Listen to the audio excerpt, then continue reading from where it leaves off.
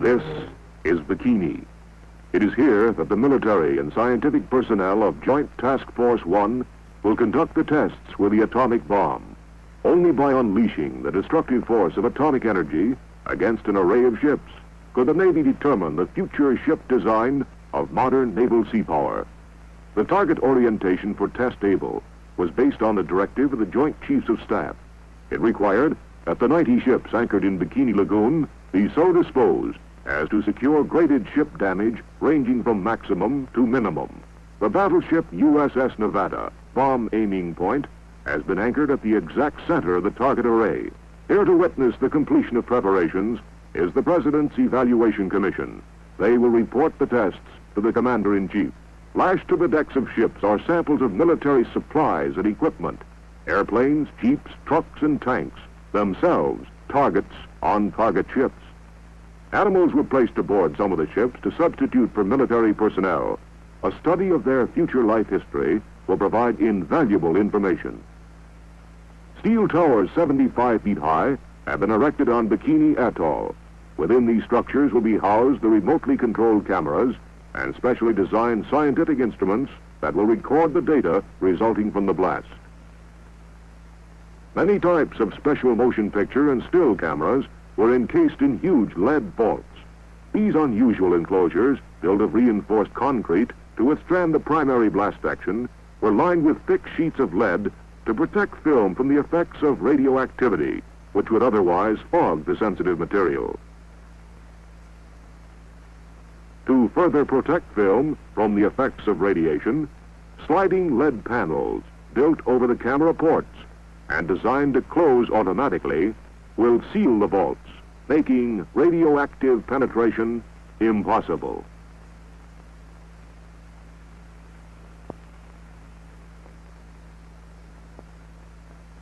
The immense task of transferring personnel and the vast quantities of supplies, instruments, and special equipment from Kwajalein to Bikini was relieved by PBMs of the Naval Air Transport Service. Secretary of the Navy James Forrestal comes aboard the USS Mount McKinley and is greeted by Vice Admiral Blandy, commander of Task Force 1.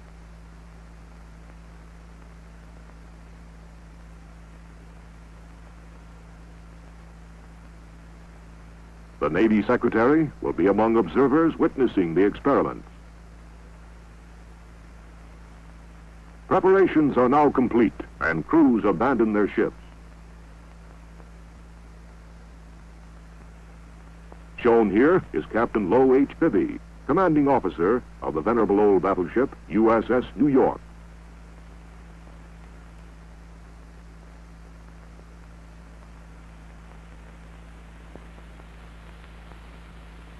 Everything is in readiness for the Test-Able experiment, and military and scientific personnel leave the target area. On Able Day -1, command ships proceed to an area approximately 14 miles from the lagoon where the blast can be safely observed. Dawn on Kwajalein, July 1st, 1946. This was Able Day. Army Air Force camera, observation, and weather and instrument planes prepare to take off. The B-29 and C-54 photographic planes bristle with cameras of every type and description. With almost 500 cameras trained on the blast, the test will be photographed from every possible angle.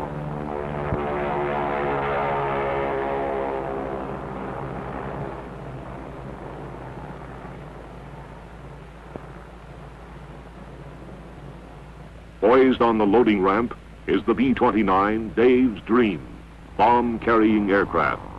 Army engineers of the Manhattan Engineer District have assembled and loaded into the huge plane the bomb that will be dropped on the target fleet anchored in Bikini Lagoon.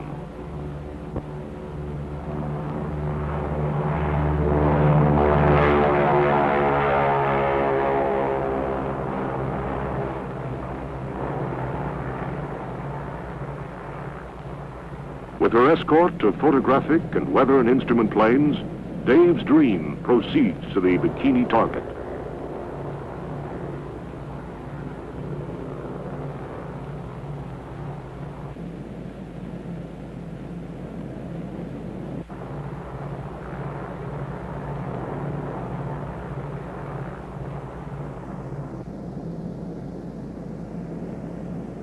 On EB Island, Navy camera planes, huge PBM flying boats, are loaded with still and motion picture cameras.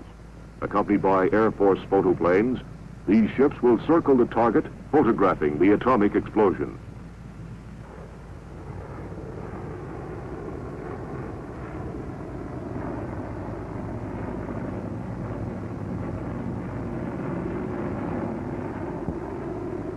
At Eniwetok, Army Air Force drones are preparing to take off. These pilotless planes will be guided through the center of the cloud column to record scientific data, as well as to provide valuable information concerning the effects of the blast upon military air.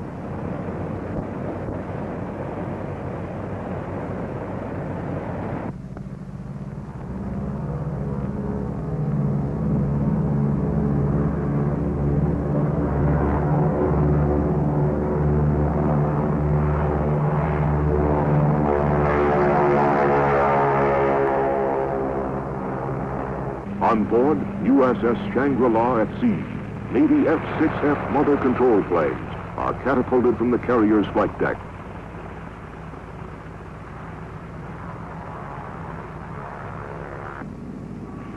When the monitoring planes are properly located over the ship, the drone aircraft are launched and temporarily guided from the carrier until control is picked up by the planes in the air.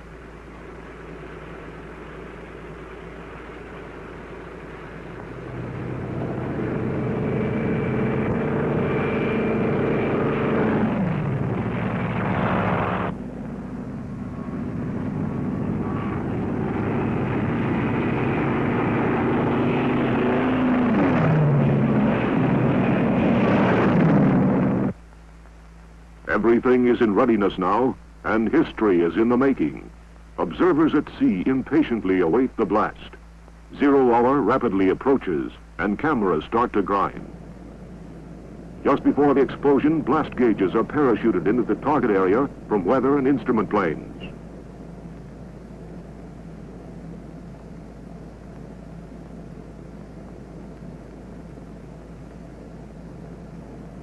The bomber is over the target. The bomb is away. And 1 second to go.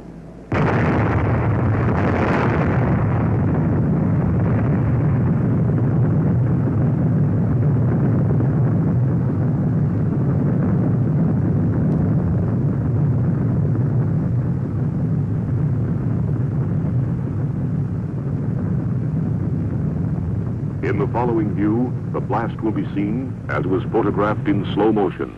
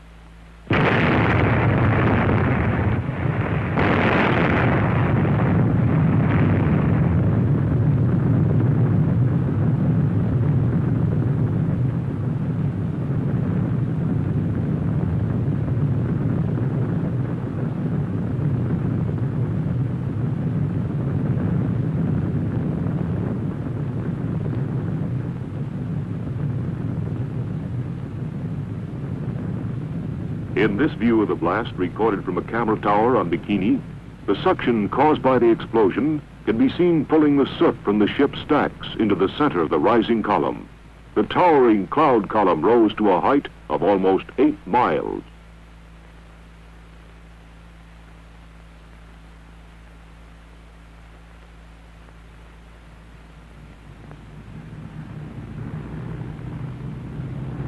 After dropping the atomic bomb, the B-29 Dave's Dream returns to her base at Kwajalein.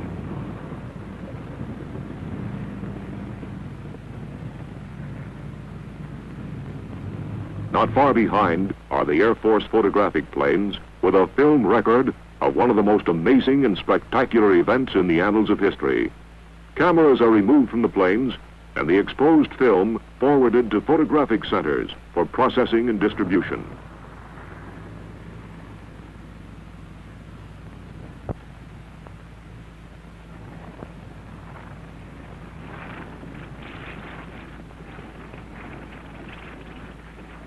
B-17 Air Force drones land at Eniwetok.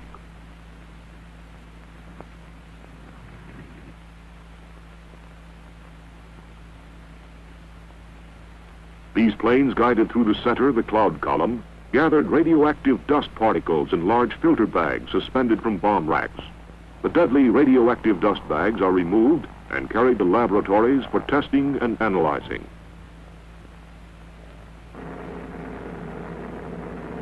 Navy F-6F drones, flown back from Bikini by mother control planes, prepare to land at Roy Island.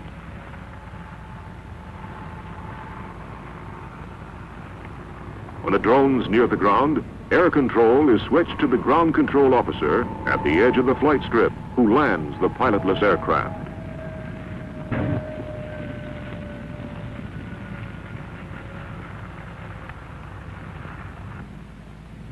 Like the Air Force drones, the Navy fighters carried air scoops containing special filter papers for determining the concentration of radioactivity in the cloud column.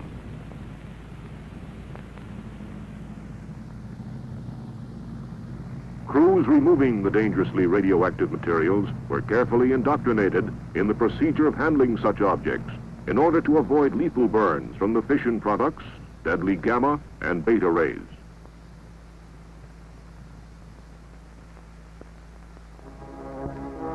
Meanwhile, at Bikini, inspection parties make a preliminary appraisal of the damage to the target fleet. Burning from fires started by the low-order detonation of torpedo warheads is the aircraft carrier Independence. The light carrier was heavily damaged. The blast struck the ship on the port quarter, warped, buckled, and carried away light plating and pushed up the flight deck so that it looked like a rooftop. The Independence-class carriers are built on lightly constructed cruiser-type hulls, which accounts in part for the heavy damage.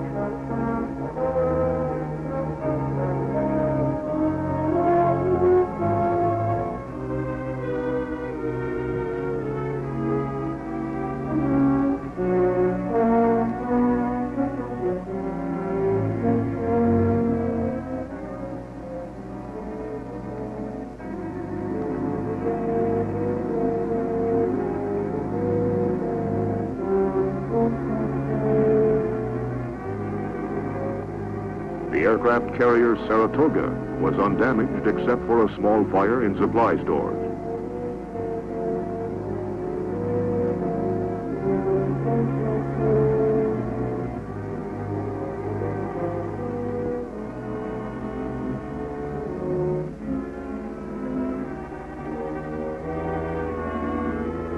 The battleship Nevada, target ship of the array, suffered moderate superstructure damage, and the deck aft was buckled. The paint on one side was scorched, but did not burn.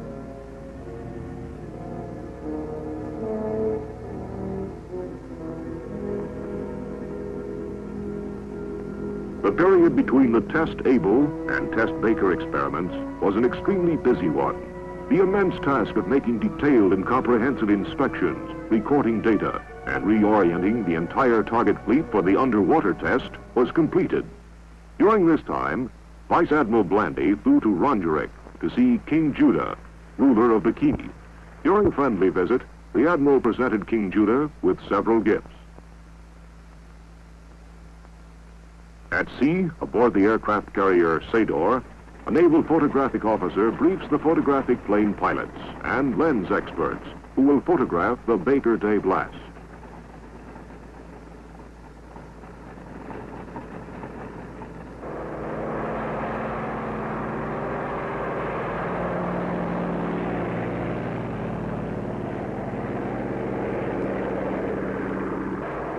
Also taking off from the carrier are control planes that will guide the radio-controlled drone boats.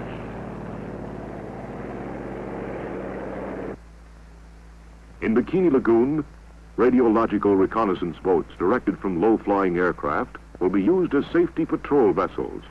Immediately after the blast, these drone boats equipped with special instruments to record radioactivity will be guided through the target area to capture samples of water and air. Determining the concentration of deadly radioactive particles is of the utmost importance, since invisible gamma and beta rays kill without warning.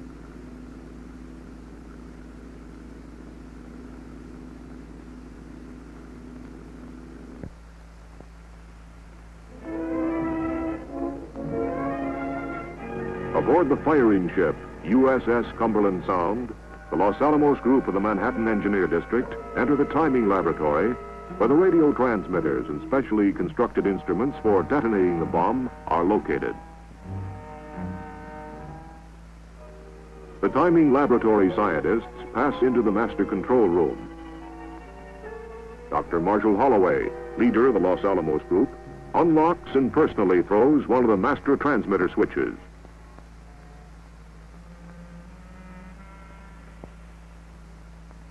The timing laboratory is a complex interlocking system of radio transmitters, timing recorders, and scientific apparatus. As each hour approaches, generators are started, transmitters warmed up, graph cards and time recorders changed, and everything made ready for the blast.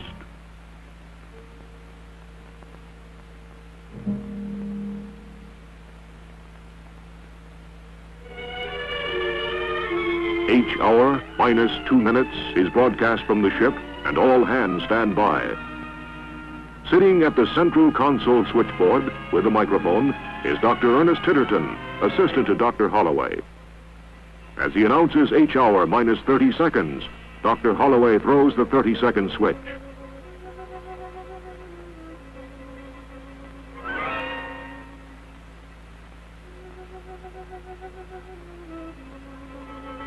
Dr. Titterton at the automatic firing panel board prepares to broadcast the last 15 seconds. 15, 10, 5, 4, 3, 2, 1, fire.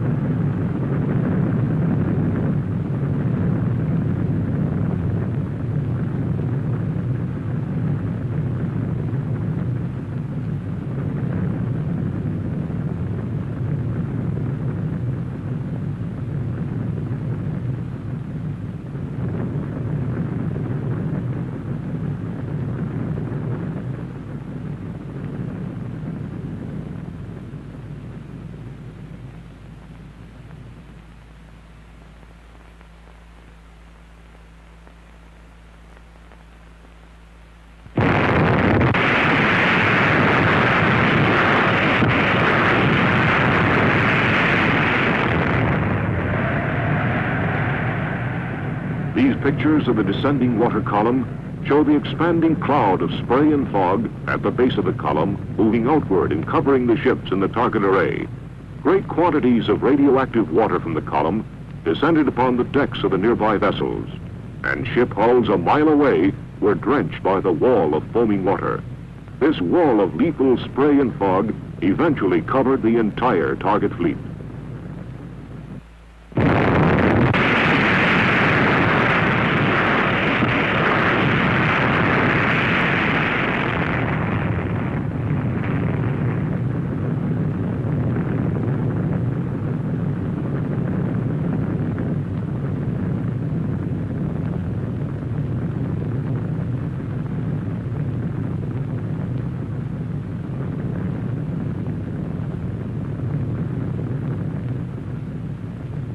The next scene is a spectacular aerial view taken from directly over the blast.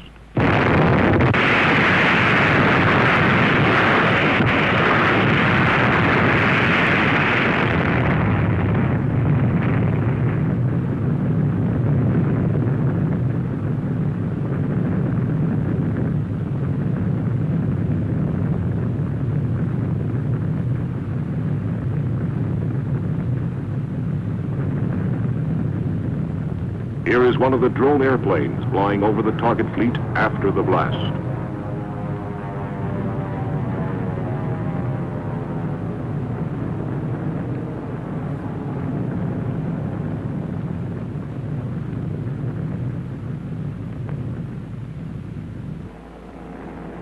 Photographic planes return from Bikini and land on their floating bases at sea.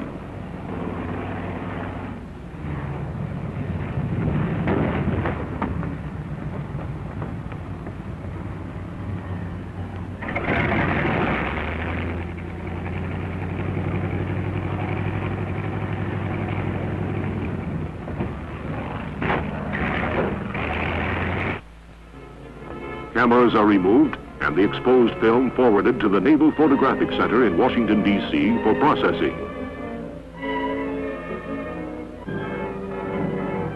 Despite the presence of radioactivity, safety patrols immediately entered the lagoon for a preliminary appraisal of the damage. In an effort to reduce dangerous contamination, ships were sprayed with water and special chemicals so that inspection parties could board them.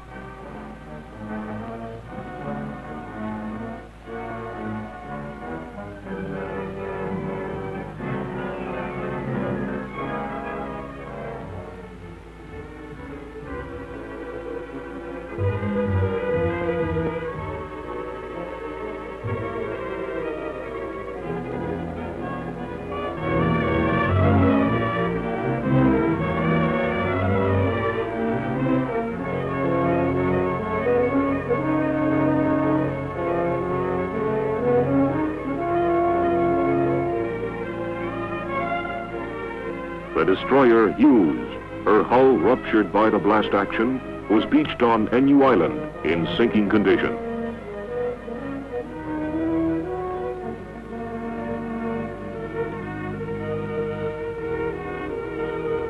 Admiral Blandy, General Kepner, and Admiral Parsons surveyed the damage in the target array. Shown here is the Japanese battleship Nagato, which flooded and capsized 5 days after the blast.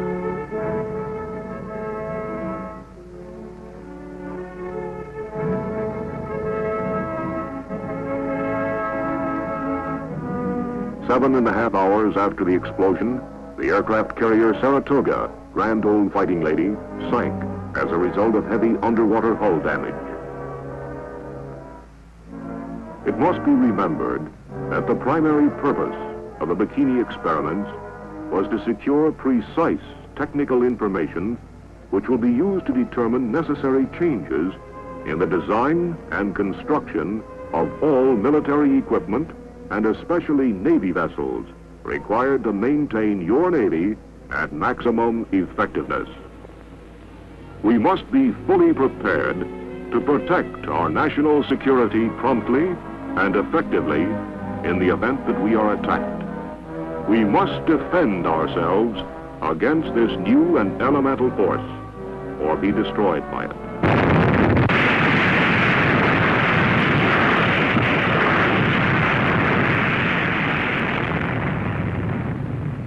This is Crossroads.